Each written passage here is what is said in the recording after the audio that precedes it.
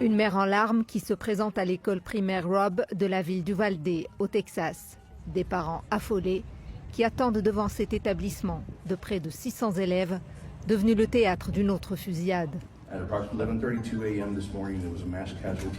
Vers 11h30 du matin, une tuerie de masse a ciblé l'école qui accueille des enfants du 2e, 3e et 4e niveau primaire.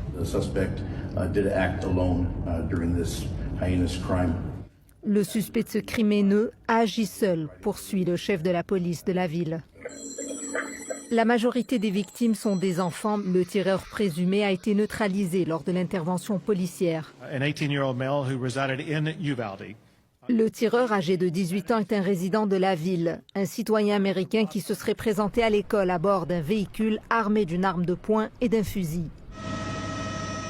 Parmi les victimes, la grand-mère du tireur présumé. Une tragédie qui soulève encore le débat autour des armes à feu. Qu'est-ce qu'on fait, demande le sénateur démocrate du Connecticut qui rappelle la tuerie de Sandy Hook, la plus violente des 10 dernières années. Il y a plus de tueries de masse que de jours dans une année. Nos enfants vivent chaque jour dans la peur à chaque fois qu'ils entrent en classe.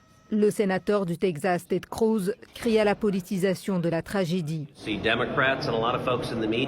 Les démocrates et les médias tentent de politiser le drame et de restreindre les droits constitutionnels de citoyens respectueux, dit-il.